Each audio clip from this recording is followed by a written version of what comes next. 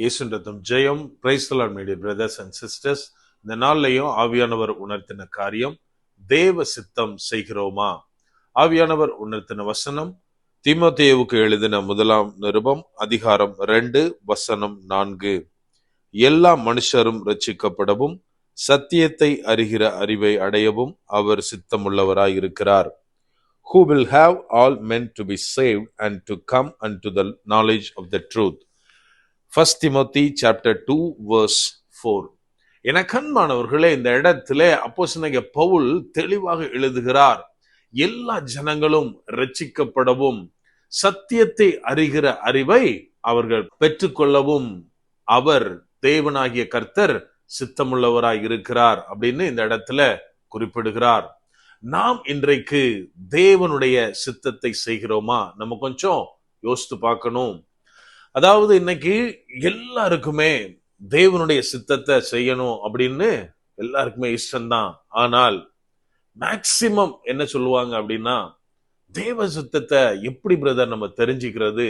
என் வாழ்க்கையில தேவனுடைய சித்தம் என்னன்னு நான் ஜெபம் பண்ணி பார்க்கிறேன், இன்னும் அநேக முறையில ட்ரை பண்றேன், இருந்தாலும் என்னால கண்டுபிடிக்க முடியல அப்படின்னு நிறைய பேர் சொல்லுவாங்க.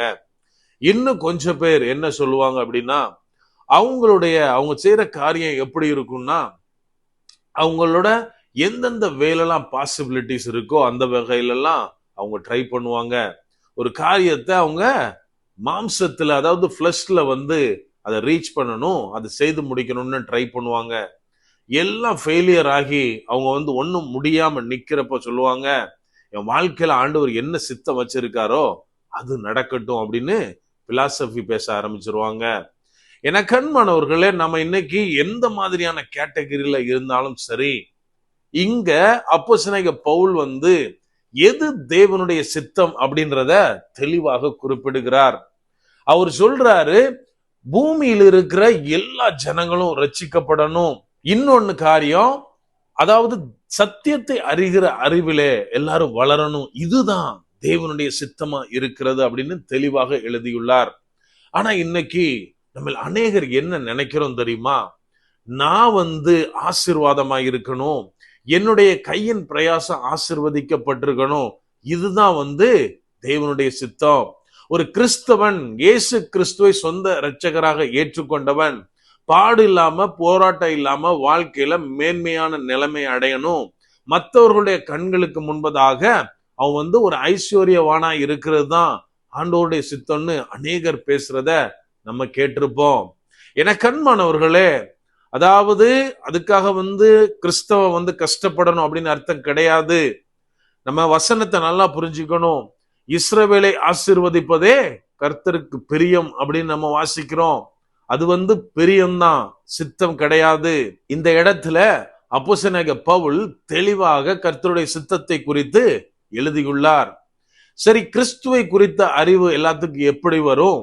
எல்லாரும் எப்படி ரட்சிக்கப்படுவாங்க அப்படின்னா, அவங்களுக்கு, அதாவது கிறிஸ்துவை அறியாதவர்களுக்கு கிறிஸ்துவனுடைய அன்பை, கிறிஸ்து எதற்காக பாடுபட்டார், இன்னும் நம்ம என்ன வாழ்க்கையில கிறிஸ்துவுக்காக என்ன செய்யணும், இதெல்லாம் அறிவிச்சாதான், சுவிசேஷத்தை அறிவித்தாதான் அவங்க அறிந்து கொள்ளுவார்கள். இன்றைக்கு நீங்களும் நானும் சுவிசேஷம் சொல்லுகிறோமா? எனக்கு பக்கத்துல இருக்கிறவங்க, என்னோடு பழகுகிறவர்கள், இவர்களுக்கு ஒரு சுவிசேஷத்தை சொல்ல என்னால முடியுதா? அல்லது அவர்களுக்கு முன்பதாக சுவிசேஷம் என்ன போதிக்கிறதோ அதை நான் வாழ்ந்து காண்பிக்கிறேனா? நம்ம கொஞ்சம் யோசிக்கணும். என கண்மானவர்களே, அதாவது நம்ம இன்னைக்கு நான் கர்த்தருடைய சித்தத்தை செய்யணும்னு உட்கார்ந்து போராடி மணிக்கணக்குல, நாள் கணக்குல, வருஷ கணக்குல தோல்வியை பார்த்துட்டு இருக்கோமா? நாம் செய்ய வேண்டிய ஒரே ஒரு காரியம் சுவிசேஷத்தை அறிவிக்கிறது, கிறிஸ்துவின் அன்பை மற்றவர்களுக்கு பிரதிபலிக்கிறது.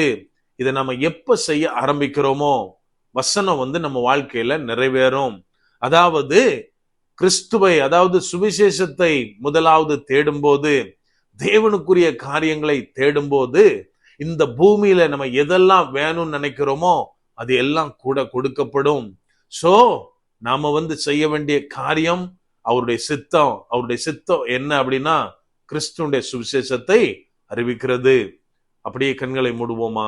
அன்பான ஆண்டவரே, இந்த நேரத்திலே அப்பா உம்மை நோக்கி பார்க்கிறோம். ஆவியானவர் நீர் எங்களோட இருக்கிறீர், அதற்காக நன்றி செலுத்துகிறோம். அப்பா, நாங்கள் ஒவ்வொருத்தரும் தகப்பனே உம்முடைய சித்தத்தின்படி மாத்திரம் நடக்க ஆவியானவரே நீர் எங்களுக்கு கற்றுத்தாங்க. நாங்கள் மற்றவர்களுக்கு சுவிசேஷத்தை அறிவிக்க ஆவியானவரே நீர் எங்களுக்கு ஞானத்தை தாங்கப்பா. அப்பா, எங்களுடைய வாழ்க்கையின் மூலமாக கிறிஸ்துவின் அன்பை மற்றவர்களுக்கு சொல்றவங்களா நாங்க இருக்கணும் தகப்பனே. ஆவியானவரே நீர் எங்களை பாதுகாத்து வழி நடத்துங்க. முற்றிலுமா எங்களை தாழ்த்தி ஒப்பு கொடுக்கிறோம். பலப்படுத்தி ஆசீர்வதிங்க. மீட்பர் இயேசுவின் மூலம் ஜெபிக்கிறோம்.